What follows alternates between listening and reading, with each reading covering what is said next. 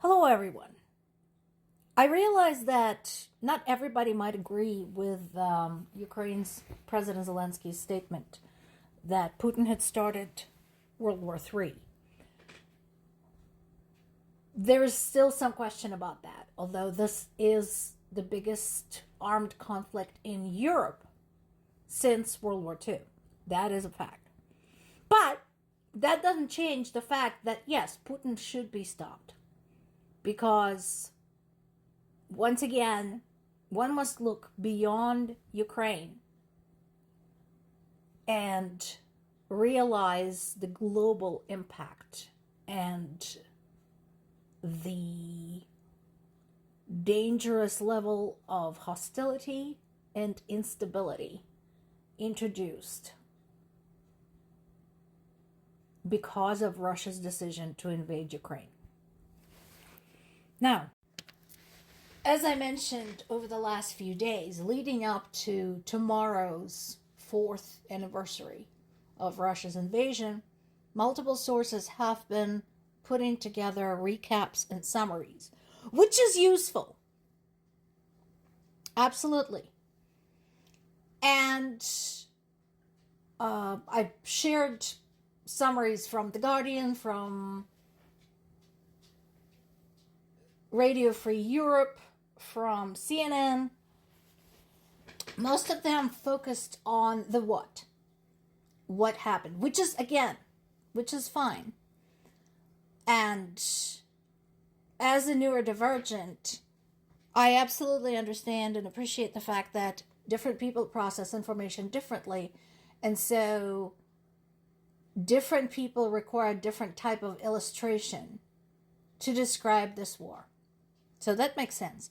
So today, I want to present yet another summary by Associated Press because this one focuses on the numbers. Now, the numbers presented in this piece deal with the full-scale invasion. So this does not include the casualties, the damages, etc., from the previous years since the annexation of Crimea. So I just want everybody to keep that in mind.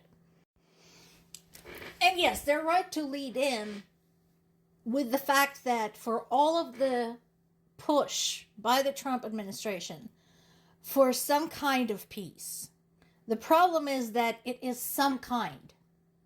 There's still very little understanding in this administration as to what is going on, why this war began to begin with, what is the motivation, and so on and so forth. In fact, right now there is a screenshot making rounds of Pete Hegseth basically saying that he doesn't know that Russia invaded Ukraine. And that is, that is a perfect illustration of this administration's position. The general mood from the U.S. government appears to be, this is just some silly territorial dispute and that both parties are equally at fault. Also, there was a shocking statement by Steve Witkoff recently when he said, well, everybody talks about dignity, but what is the point with indignity with all these deaths? Completely leaving out the part as to why these deaths are taking place. And also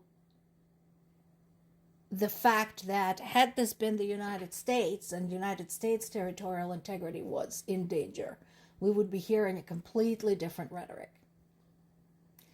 And this is also your regular reminder that neither Steve Witkoff nor Jared Kushner has been to Ukraine. Anyway, moving on to the numbers.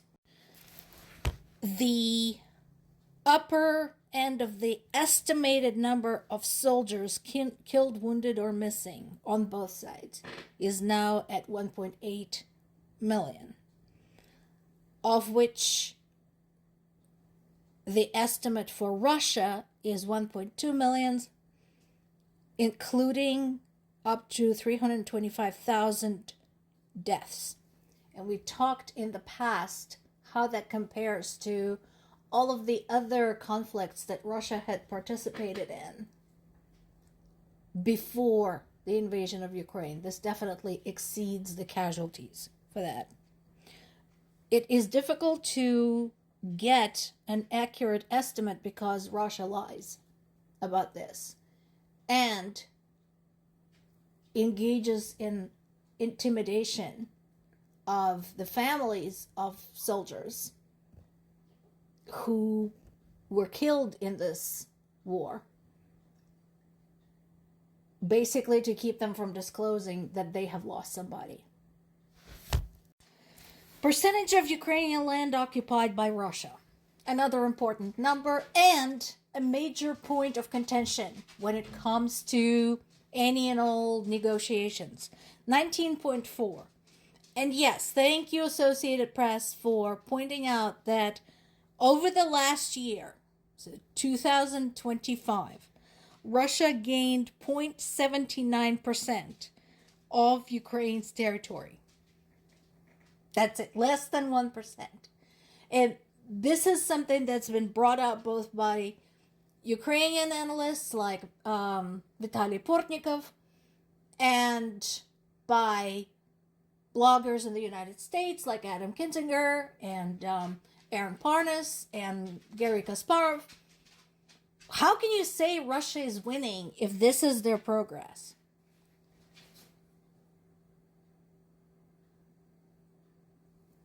How can you say that?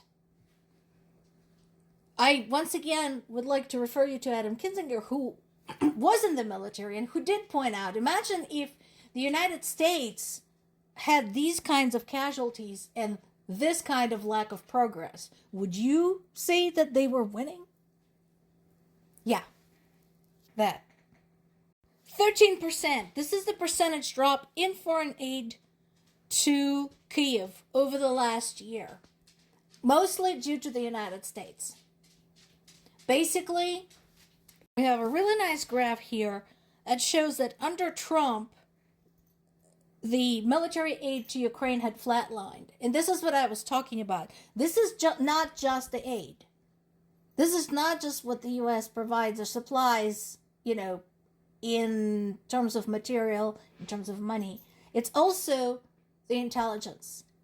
U.S. basically has been yanking the information from under Ukraine because Trump was frustrated that Ukraine wouldn't surrender to Putin.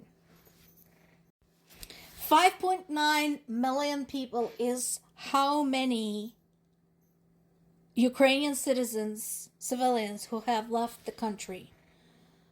5.3 of those are in Europe.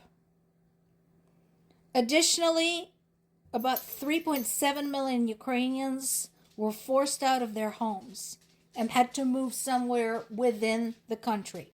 Just to put it into perspective, as of 2026, Ukraine's population is somewhere between 29 and 39 million people. The reason for the imprecision is the war.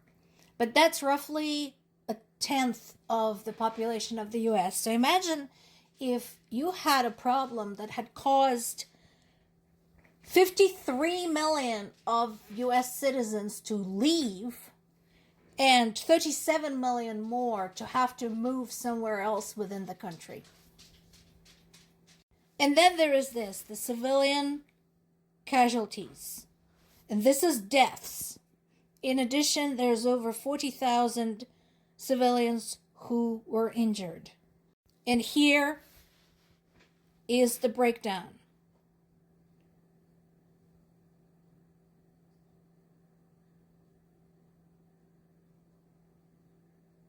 Tell me again why Ukraine should negotiate. More to come.